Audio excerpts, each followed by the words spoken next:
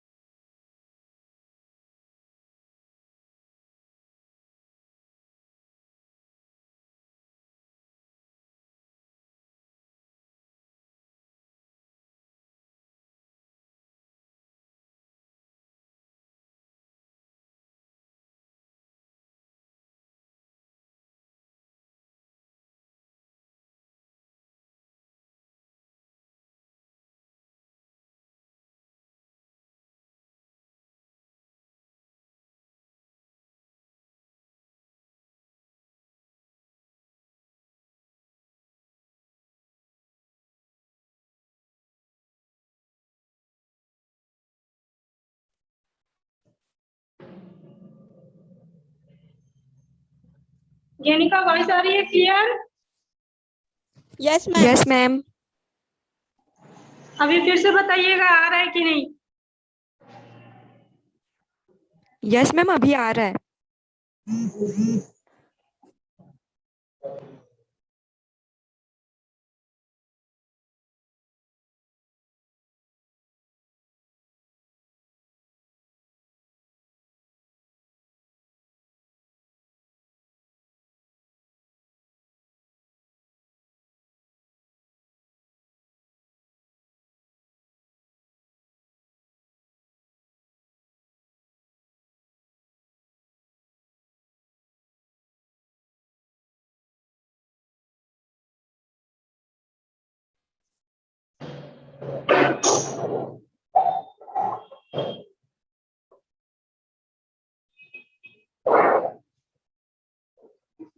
चलिए स्टार्ट करते हैं हम पढ़ना। 2 स्टूडेंट हैं तो 2 ही को पढ़ाऊंगी, पर पढ़ाऊंगी जरूर।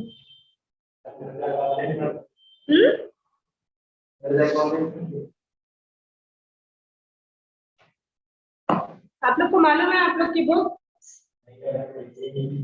क्लास अभी तक अटेंड नहीं की है? हाँ? सबसे शुरू क्लास में ली थी तो मैं आपको फोटो में भेजी थी। ये 2 बुक है आपकी। ये फर्स्ट बुक है आपकी आरो बुक, इसमें गद्य और पद्य दोनों खंड है, ठीक। और ये है वितान, इसमें आपको चैप्टर वाइज जीवन के किसी एक मेन उद्देश्य से आपको इसमें, और इसमें ज्यादा चैप्टर 4 चैप्टर है, जिसमें से 3 चैप्टर आएगा। 30% कम किए ना आपका सिलेबस, तो इसमें से सिर्फ 3 चैप्टर ही आएगा, एक चैप्टर लास्ट वाला नहीं आएगा। मैंने फर्स्ट और सेकंड दोनों चैप्टर पढ़ा दिया है चिल्ड्रन वर्डिंग। हाँ, इसमें 4 चैप्टर है। फर्स्ट सिल्वर वर्डिंग और सेकंड जूझ, ये 2 चैप्टर क्लियर हो गया था। आज हम पढ़ेंगे अतीत में दबे पांव, जो लास्ट चैप्टर है। पहले मैं इसको रीड कर दे रही हूँ, उसके बाद फिर से रिवीजन में हम फर्स्ट चैप्टर से लेंगे। अभी तो जो चैप्टर बचा है उसे ही रीड करेंगे। ओके, तो चलिए स्टार्ट करते हैं हम। अतीत में दबे पांव।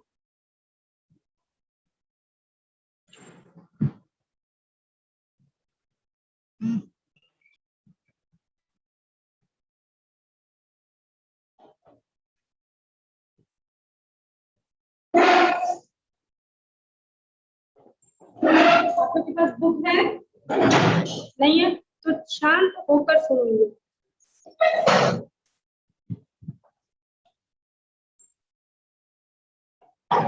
ओम खानवी द्वारा लिखित है यह अतीत में दबे पांव। इसमें एक सभ्यता के बारे में बताया, मोहनजोदड़ो की सभ्यता। आप सुने हो, हिस्ट्री में नहीं पढ़ी हो? मोहनजोदड़ो, हड़प्पा संस्कृति, सिंधु घाटी सभ्यता, ये उसी से रिलेटेड आपको इस चैप्टर में बताया कि मोहनजोदड़ो की जो सभ्यता थी उसका विकास कहाँ हुआ, उसका अंत कहाँ हुआ, और उस संस्कृति, उस सभ्यता के बारे में हमें पता कैसे चला। अभी भी मोहनजोदड़ो और हड़प्पा प्राचीन भारत के नहीं, दुनिया के 2 सबसे प्रमुख नियोजित शहर माने जाते हैं। ये सिंधु घाटी सभ्यता की परवर्ती यानी परिपक्व दौर के शहर है। जब सिंधु घाटी सभ्यता थी तो उसके किनारे जो बस्तियां बसी थी उसी में हड़प्पा संस्कृति, मोहनजोदड़ो की संस्कृति भी मुख्य थी। इसमें खुदाई में और शहर भी मिले हैं, लेकिन मोहनजोदड़ो ताम्रकाल के शहरों में सबसे बड़ा है। ताम्रकाल मतलब तांबे का उपयोग ज्यादा करते थे उस काल में, इसलिए उसे ताम्रकाल कहा। वह सबसे उत्कृष्ट भी है। व्यापक खुदाई यहीं पर संभव हुई। बड़ी तादाद में इमारतें, सड़कें, धातु पत्थर की मूर्तियां, चाक पर बने चित्रित भांडे, मुहरे, साजो सामान और खिलौने आदि मिले।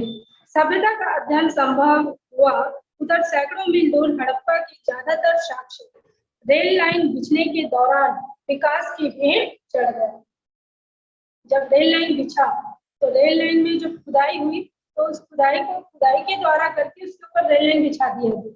और जो ये खुदाई से जो मिलते हैं तो इसमें क्या करते हैं, हल्की हल्की से मिट्टियों को निकाला जाता है और वहां पर जो भी अवशेष मिलते हैं उसे लिया जाता है। जैसे एक घर है, यदि ये मिट्टी में दब जाए तो हम इसकी खुदाई कैसे करेंगे, जहाँ पर ईंटा है वहां पे नहीं चलाते, सिर्फ मिट्टियों को निकाला जाता है हल्के हाथों से और ये पूरा आकार आपको इसमें दिख जाए। इससे क्या पता चलेगा, इससे पहले यहाँ एक रूम था, ऐसा हम मान लगा सकते हैं। इसी तरह से हड़प्पा संस्कृति की जब खुदाई हुई तो इसी तरह से उसको खोदा गया तो वहां पर जो बर्तन जो भी मिले वो वहां की पहचान का एक प्रमुख पात्र बना। मोहनजोदड़ो के बारे में धारणा है कि अपने दौर में वह घाटी की सभ्यता का केंद्र रहा होगा। जो सिंधु घाटी थी उसकी जो सभ्यता थी उसका केंद्र कौन सा था, मोहनजोदड़ो की संस्कृति, यानी एक तरह की राजधानी। और जैसे रायपुर राजधानी है उसी तरह उस समय मोहनजोदड़ो की जो सभ्यता थी वो केंद्र बनी थी राजधानी को। माना जाता है ये शहर 200 हेक्टेयर क्षेत्र में फैला था। 200 हेक्टेयर मतलब पूरा रायपुर ले लो, इतने बड़े क्षेत्र में ये मोहनजोदड़ो की संस्कृति थी। आबादी कोई 85,000 थी, 85,000 थी। जाहिर है 5,000 साल पहले यह आज के महानगर की परिभाषा को भी लांघता होगा। आजकल के महानगर इतने बड़े नहीं है जितना उस समय वो सभ्यता थी मोहनजोदड़ो की। दिलचस्प बात यह है कि सिंधु घाटी मैदान की संस्कृति और ये सिंधु नदी था जो, और उसके किनारे जो मैदान खाली थे, जो एरिया खाली था, वहीं पर इस सभ्यता की शुरुआत हुई थी। पर पूरा मोहनजोदड़ो छोटे मोटे टीलों पर आबाद था और जो बचे कुचे थे व्यक्ति वो कहाँ बसे गए थे, छोटे मोटे टीलों पे भी वो बसे हुए थे। ये टीले प्राकृतिक नहीं थी, मतलब प्राकृतिक टीले अलग से रखा हुआ दिखेगा आपको, लेकिन ये टीले प्राकृतिक नहीं थी, उनके द्वारा बनाए गए थे जहाँ पर उनका बसाव था। कच्ची और पक्की दोनों तरह की ईंटों से धरती की सतह को ऊंचा उठाया गया ताकि सिंधु का पानी बाहर पसर आए और उससे बचा जा सके। यहाँ पर क्या किया गया था, दो दीवारों, कच्ची और पक्की दोनों तरह की सड़कें थी और ईंटों से धरती की सतह को ऊंचा उठाया गया। ईंटों को, ये धरती है, इसमें ईंटों को रख दिया गया, इसकी सतह को ऊपर उठा दिया गया। जैसे हम लोग क्या डालते हैं, घर उठाते हैं तो उसको मजबूत बनाने के लिए पत्थर का कुछ वो डालते हैं ना, बीम टाइप का, उसी तरह से इसको ऊंचा उठाया गया और ताकि सिंधु का पानी बाहर पसर आए तो उससे बचा जा सके। मतलब जब धरती से इतना ऊंचा उठा दिया गया घर को तो सिंधु का पानी क्या होगा, घर इतनी ऊंचाई पर है, सिंधु नदी में जब बाढ़ आएगा, जब पानी आएगा तो वो पानी क्या होगा, यहाँ तक छू के फिर निकल जाएगा, घर के अंदर पानी प्रवेश नहीं करेगा। इस तरह से वहां पर घर बसाया गया था और पानी से बचने का उपाय किया गया। मोहनजोदड़ो की खूबी है कि इस आदिम शहर की सड़कों और गलियों में आप आज भी घूम फिर सकते हैं। यहाँ की सभ्यता और संस्कृति का सामान भले अजायब घरों की शोभा बढ़ा रहा हो, शहर जहाँ था अब भी वही है।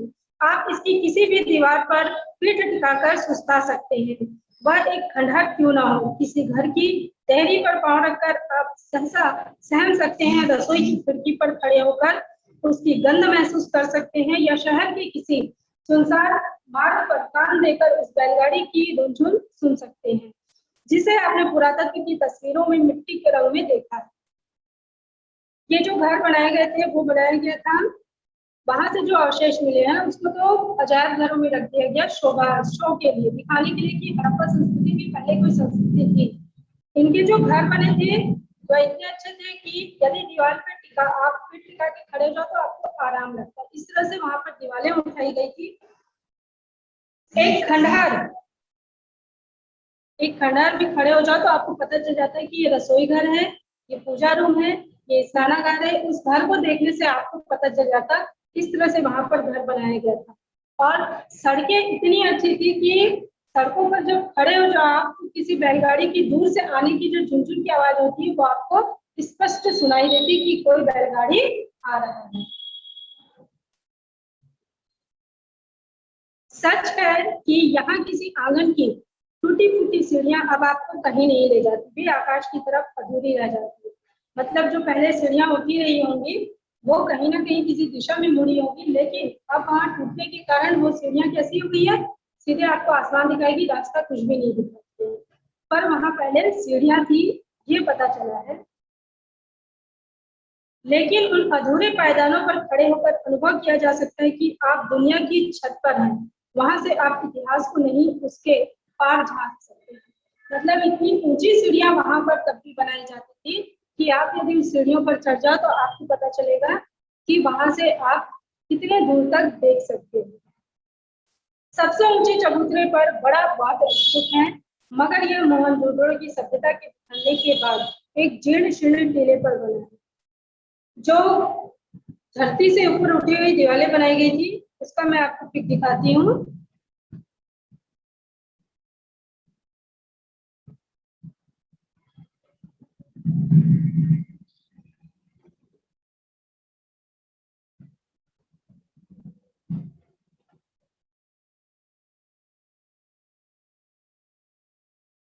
ये देखिए, ये मोहनजोदड़ो की एक गली है, ठीक। ये 2 दीवार बनी है और इतनी चौड़ी गली है, दिख रहा है आप लोग को? सामने आकर बैठो। ये गली है और ये जो है वो 33 फीट चौड़ी सड़क है जो इस तरह से थी उस समय। ये मोहनजोदड़ो सभ्यता की समय की सीढ़ियां हैं जो 33 फीट चौड़ी है। आप लोग को दिख रहा है लाइव क्लास में?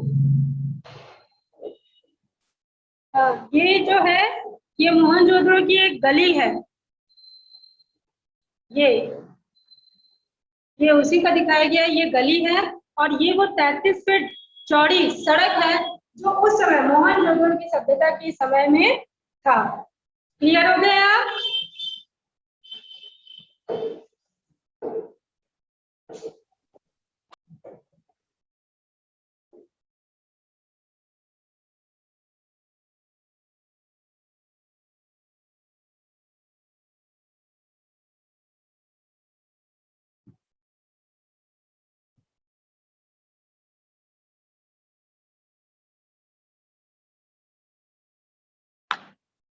अब आगे देखते हैं हम।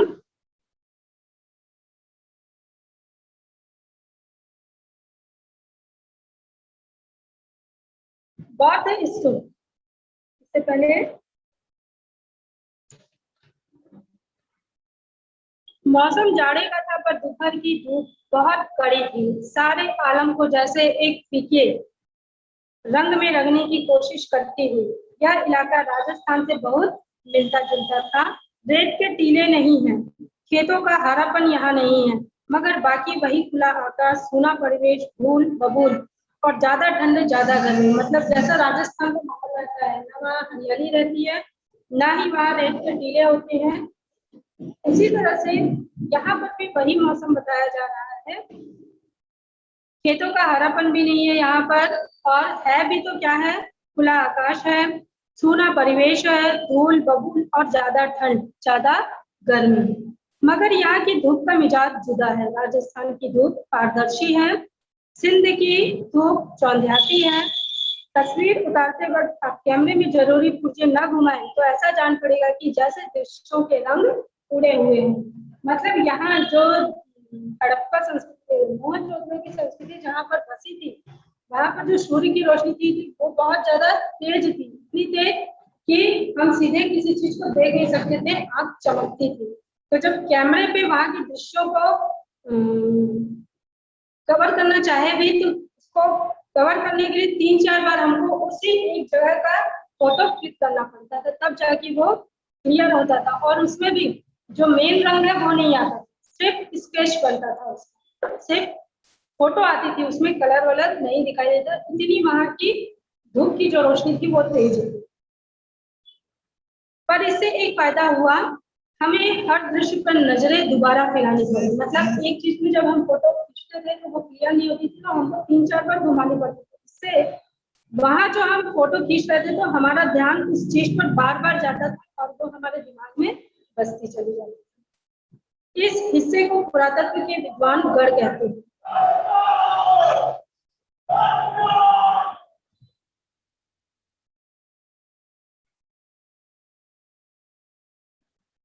चार दीवारी के भीतर ऐतिहासिक शहरों के सत्ता केंद्र अवस्थित होते थे, चाहे वह राजसत्ता हो या धर्म सत्ता। बाकी शहर गढ़ से कुछ दूर बसे होते हैं। क्या यह रास्ता भी दुनिया को मोहनजोदड़ो ने दिखाया? बाकी शहर जो थे वो जो गढ़ था जहाँ पर संस्कृति थी उसके दूर, जैसे अब यहाँ भिलाई से सपेला कुछ दूर में, इस तरह से आगे भी वहां पर जो भी सभ्यता थी तो वहां पर भी कुछ दूरी दूरी पर छोटे छोटे रूपों में बसे हुए थे लोग। तो क्या यह रास्ता भी मोहनजोदड़ो ने ही उनको दिखाया था? ऐसा यहाँ पर क्वेश्चन उठ रहा है। तो सभी अहम और अब दुनिया भर में प्रसिद्ध इमारतों के खंडहर चबूतरे के पीछे यानी पश्चिम में जो इमारतें हैं, वो जो खंडहर के चबूतरे थे उसके पीछे, यानी जो खंडहर था उसके पीछे में भी बस्तियां बसी हुई थी। इलाका बता रहा है इनमें प्रशासनिक इमारतें, सभा भवन, ज्ञानशाला और कोठार था। वह अनुष्ठानिक महाकुंड भी, जो सिंधु घाटी सभ्यता के अद्वितीय वास्तु कौशल को स्थापित करने के लिए अकेला ही काफी माना जाता है। असल में यही एक निर्माण है जो अपने मूल स्वरूप के बहुत नजदीक बचा रह सका है। बाकी इमारतें इतनी उजड़ी हुई है कि कल्पना और बरामद चीजों के जोड़ से उनके उपयोग का अंदाजा भर लगाया जा सकता है।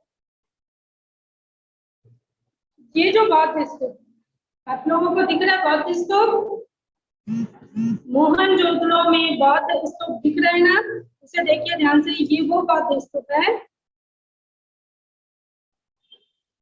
जो कि खुदाई के बाद हमें क्लियर हुआ कि बहुत ज्यादा ऊंचाई में, बट जब मोहनजोदड़ो की सभ्यता समाप्त हुई तो ये वहां चारों तरफ से ढक गया था और सिर्फ ऊपर का ही वो निकला था। तो जब उसे सफाई किया गया तो ये इस तरह से बौद्ध स्तूप वहां पर निकला।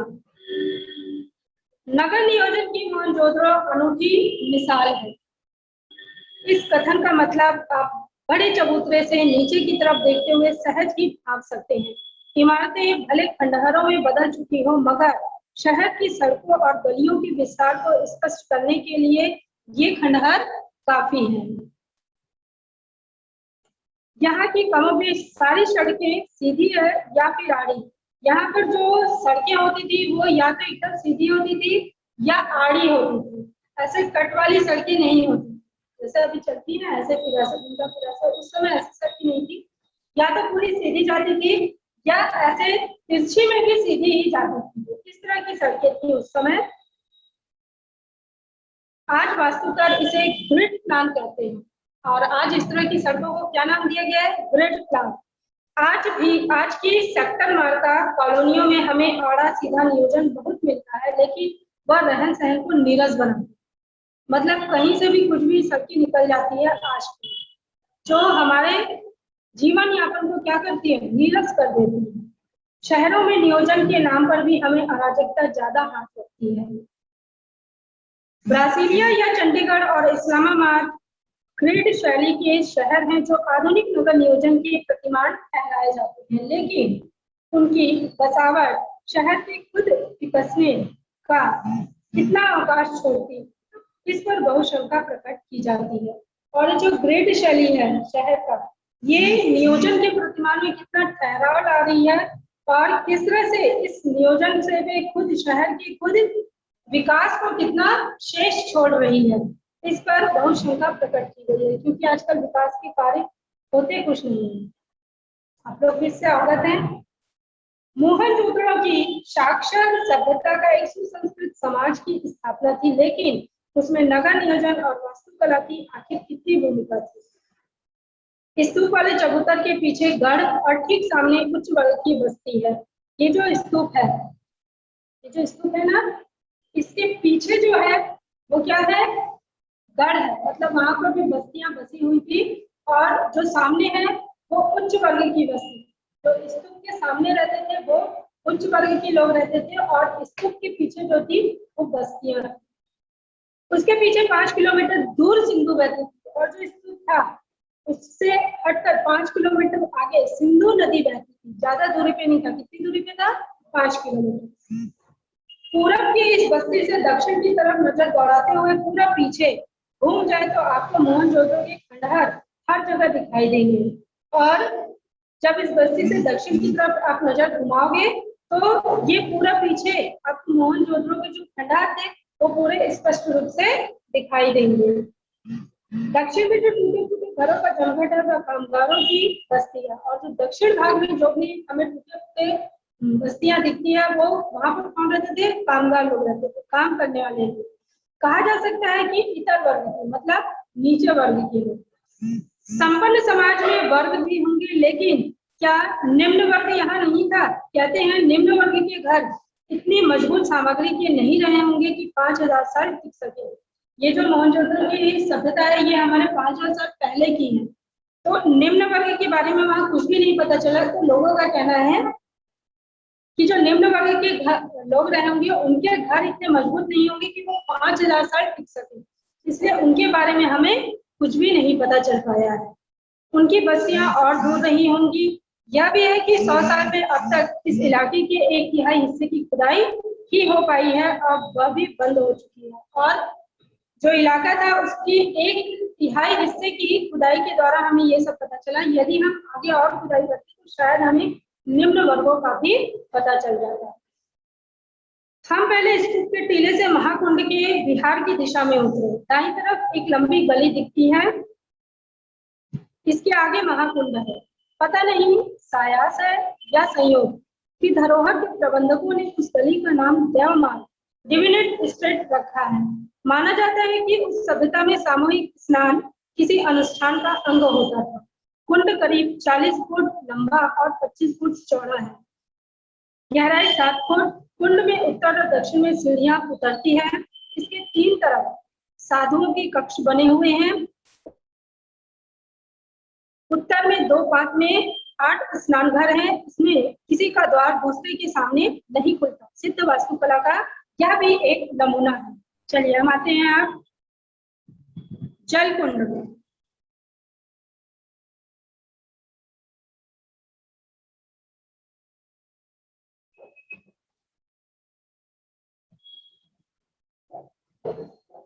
सीधे बैठ।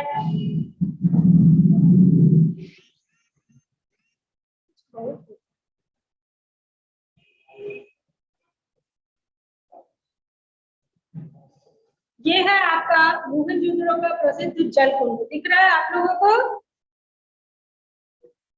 दिख गया? समझ गया सब? नहीं समझाना पड़ेगा। ये है प्रसिद्ध जल कुंड। इसमें देखिए दो तरफ से सीढ़ियां दिख रही है आपको इस जल में उतरने के लिए। यहाँ पर जब स्नान होता था तो किसी विशेष पर्वों में, जैसे हमारे में होता है ना कुंभ मेला, कुंभ स्नान होता है, और मकर संक्रांति के समय स्नान करते हैं। इस टाइप के स्नान यहाँ भी जब ऐसा ही कोई पर्व पड़ता था तब यहाँ पर लोग एक साथ स्नान करते थे। ये है जल, और इसमें उत्तर और दक्षिण से सीढ़ियां उतरती है। ये 25 फुट चौड़ा है और इनके 3 तरफ साधुओं के कक्ष बने हुए, जो 3 तरफ है। यहाँ से सीढ़ियां हैं, ये 3 तरफ साधुओं के कक्ष बने हैं। गहराई 7 फुट है इसकी, और उत्तर में 2 पात में 8 स्नान घर हैं। और उत्तर की तरफ अलग से 8 स्नान घर कक्ष बने हुए हैं, जिसके दरवाजे एक दूसरे के रूम के सामने नहीं खुलते हैं। ये था मोहनजोदड़ो का प्रसिद्ध जल कुंड। अब इस कुंड में एक खास बात पक्की ईंटों का जमाव है। कुंड का पानी रिस न सके और बाहर का अशुद्ध पानी कुंड में ना आए, इसके लिए कुंड के तल में और दीवार पर ईंटों के बीच चूने और चिरोड़ी के गारे का इस्तेमाल हुआ है।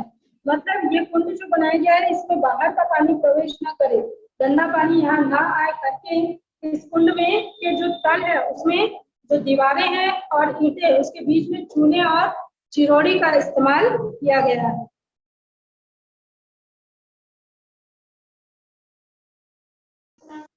पाषाण की दीवारों के साथ दूसरी दीवार खड़ी की गई है, जिसमें सफेद डामर का प्रयोग है।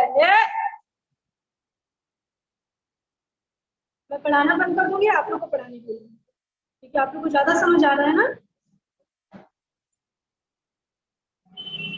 ठीक है, हम चला के आ रहे हैं, दिवाली क्यों कर रहे हैं? तो इसमें सफेद डामर का प्रयोग किया गया है। कुंड के पानी के बंदोबस्त के लिए एक तरफ कुआं है, दोहरे घेरे वाला यह अकेला कुआं है। इसे भी कुंड की पवित्र या अनुष्ठानिक होने का प्रमाण माना गया है। कुंड से पानी को बाहर बहाने के लिए नालियां हैं। इनकी खासियत यह है कि ये भी पक्की ईंटों से बनी है और ईंटों से ढकी भी रहती है। ये जो कुंड का पानी है, इसको खाली करने के लिए पक्की ईंटों की नालियां बनाई गई है, जिसमें से पानी को बाहर निकाला जाता है। और जब वो पानी निकलते हैं, उसके बाद जो नालियां हैं उसको भी ढका गया है, वो खुले में नहीं है, ताकि जो कुंड का पानी है वो साफ रहे। अब आपको बता रहा है जल निकासी का उन्नत प्रबंध, जो सिंधु घाटी की अनूठी विशेषता है। ये देखिए,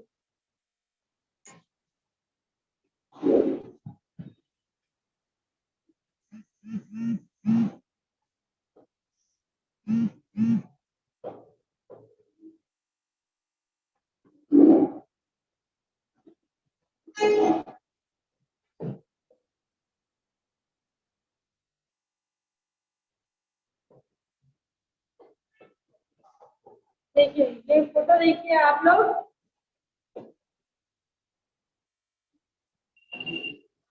ये है ना, हाँ ये नाली है। उस समय किस तरह से नाली बनाई जाए, समझ आई है? चलो खड़े होकर एक्सप्लेन करो, एक्सप्लेन करिए कि किस तरह से नालियों को किया गया। नहीं तुमको समझ आ रहा है, फिर एक्सप्लेन भी करिए सब। हाँ नहीं आई ना, ये समझ आ गई थी ना तुमको? चलिए इसका करिए, बताइए इसमें उत्तर दक्षिण दिशा कहाँ है, किस तरफ नाली सीढ़ियां बनी हुई हैं, और साधुओं की जो कक्ष है वो कहाँ है, स्नानागार कहाँ बना है? चलिए रीड करिए। तो शांति से पीछे मुख्य बात करने की तो बताया मेरे को एक भी बार, बताया तुम मेरे को एक भी बार? जल निकासी का उन्नत प्रबंध, जो सिंधु घाटी की अनूठी विशेषता है। आपको दिख रहा है? दिख रहा है ना? तो देखिए, ये जो जल निकासी में आपको 2 दीवारें दिख रही है, ये 2 दीवारें हैं, ठीक। ये 2 दीवारों के अंदर इतना जगह छोड़ दिया गया है, वहां से नाली निकाला गया है। ये जो नाली है, और ये जमीन से अंदर की तरफ नाली खोदा गया है। ये सीधे सीधे यहाँ से पानी निकलते चला जा रहा है, ना ही इसमें घर को नुकसान है और ना ही नालियों को। समझ आ रहा है? 2 दीवारें जो है उसके बीच से नीचे की तरफ से नाली खोद के निकाला गया है, जिससे दीवारें भी सुरक्षित रहे और नाली जो हमारा पानी है वो भी आराम से निकल जाए। ये है जल निकासी का उन्नत प्रबंध, जो सिंधु घाटी की अनूठी विशेषता है। इस तरह से नालियां निकालने की पक्की और आकार में समरूप धूसर ईंट तो सिंधु घाटी सभ्यता की विशिष्ट पहचान मानी गई है। ढकी हुई नालियों का उल्लेख भी पुरातात्विक विद्वान और इतिहासकार जोर देकर करते हैं। पानी निकासी का ऐसा सुव्यवस्थित बंदोबस्त इससे पहले के इतिहास में नहीं मिलता है। इस इससे पहले का भी जो इतिहास है और अब का भी जो है, ये जो पानी निकासी का जो यहाँ पर दिख रहा है हमें, इस तरह से हमें इससे पहले कहीं नहीं दिखा है। महाकुंड के बाद हमने गढ़ की परिक्रमा की। कुंड के दूसरी तरफ विशाल कठोर है, सॉरी विशाल कोठार है। कोठार किसको बोलते हैं? कोठार किसको बोलते हैं? आप लोग को मालूम है?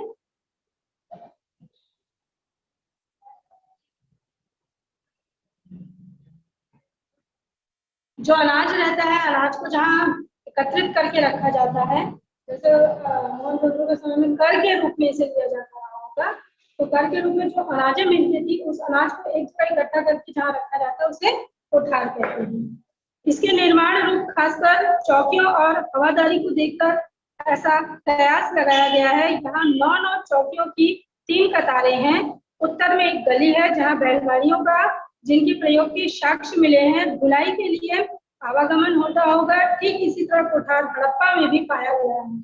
मोहनजोदड़ो की सभ्यता में भी हमें ये चीज मिला है और हड़प्पा संस्कृति में भी हमें ये कोठार जिस तरह से बताया जा रहा है मिला है। दोनों ही सभ्यता में हमें इसे देखने के लिए मिला है। अब यह जग जाहिर है कि सिंधु घाटी के दौर में व्यापार ही नहीं, उन्नत खेती भी होती थी। अब हमें एक और चीज इससे, जब कोठार बना है, जब अनाज रखने का ग्रह बना है, तो अनाज भी पैदा किया जाता होगा या कहीं ना कहीं से अनाज आता होगा। तो इस पर वर्षों यह माना जाता रहा कि सिंधु घाटी के लोग अन्न उपजाते नहीं थे, उसका आयात करते थे। पहले ये धारणा थी कि जो सिंधु घाटी सभ्यता के लोग हैं वो अन्न को उपजाते नहीं थे, मतलब उसकी खेती नहीं करते थे, बाहर से मंगाते थे। नई खोज ने इस ख्याल को निर्मूल साबित कर दिया, बल्कि अब कुछ विद्वान मानते हैं कि वह मूलतः खेतीहर और पशुपालक सभ्यता ही थी। लोहा शुरू में नहीं था, पर पत्थर और तांबे की बहुत आयात थी। पत्थर सिंध में ही था, तांबे की खानें राजस्थान में थी। इनके उपकरण खेती बाड़ी के प्रयोग किए जाते थे, जबकि मिस्र और सुमेर में चकमक और लकड़ी के उपकरण इस्तेमाल होते थे। इतिहासकार इरफान हबीब ने मुताबिक यहाँ के लोग रबी की फसल लेते थे। कपास, गेहूं, जौ, सरसों और चने की उपज के पुख्ता सबूत खुदाई में मिले हैं। वह सभ्यता का तर युग था जो धीमे धीमे सूखे में ढल गया। वहां की खुदाई करने के बाद यह पता चला कि वहां पर जब खेती करने के जो औजार हमें मिले, इससे पता चला कि वहां के लोग खेती भी करते थे। साथ में ही पशुपालन का भी हमें केंद्र मिला। तो पशुपालन से भी हमें पता चला कि जो सिंधु घाटी सभ्यता के लोग थे वो खेती भी करना जानते थे, खेती भी करते थे और पशुपालन भी करते थे। पहले जो हमारी धारणा थी कि सिंधु घाटी सभ्यता के लोग बाहर से अनाज मंगाते होंगे, आयात करते होंगे, लेकिन ऐसा नहीं था। वो लोग खुद ही वहां पर खेती करते थे। वहां पर लोहे की कमी थी, तो तांबा और पीतल के औजार बनाए जाते थे। उन औजारों का प्रयोग खेती के लिए किया जाता था। यहाँ तक समझ आया आपको चैप्टर? थोड़ा सा मास्क हटाइए। हाँ अब्दुल, आप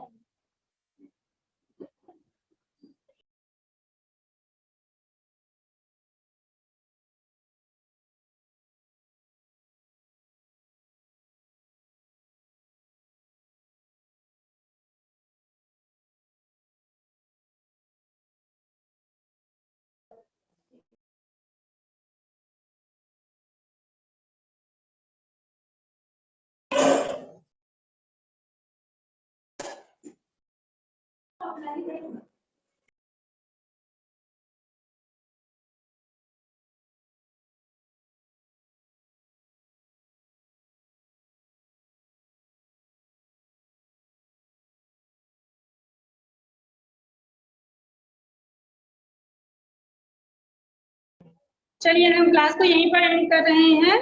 और आप लोग को ये चैप्टर समझ आया?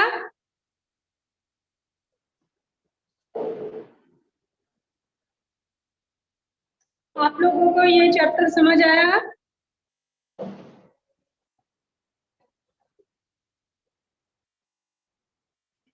ओके, चलिए हम क्लास को यहीं पर एंड कर रहे हैं।